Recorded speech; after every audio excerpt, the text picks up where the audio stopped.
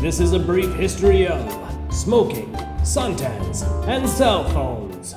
This is Bob. Yo. He has a suntan. Up until about the 18th century, Bob's suntan here was viewed as unsightly. But then the Industrial Revolution began, and the view of the suntan started to change. The working class moved from the farms to the factories, and the upper class headed to the beach.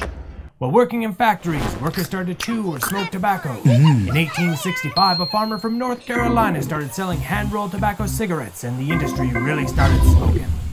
In 1908, just across the state line in Kentucky, the first patent for a wireless telephone was issued to a melon farmer. Sorry, your call cannot be completed as dialed. In 1912, the first paper was published linking smoking to lung cancer. In 1923, a famous French fashion designer by the name of Coco Chanel accidentally got sunburned. The look took off, and the suntan finally got its day in the sun. In 1939, the Second World War began.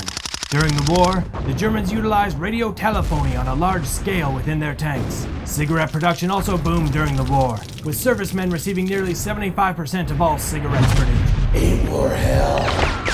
Yeah, I love smoking.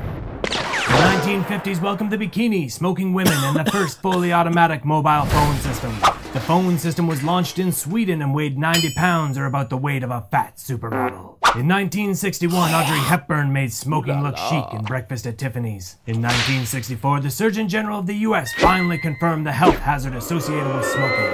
In 1973, a winner from New York was crowned in the race to create the first handheld mobile phone. The late 80s saw a significant increase in skin cancer, which doctors associated with overexposure to the sun.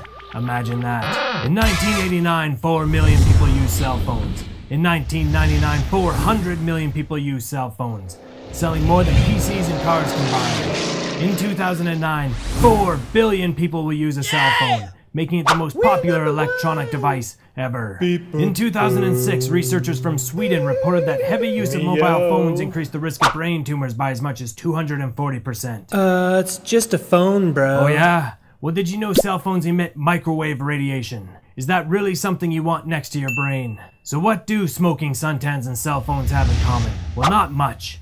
Unless we ignore the research linking cell phones to brain cancer. Now, we can't help you with your golden bronze tan or your nicotine fix, but we can help you protect your brain from cell phone radiation. This message is brought to you by Pong Research. Find out how to reduce your radiation at pongresearch.com.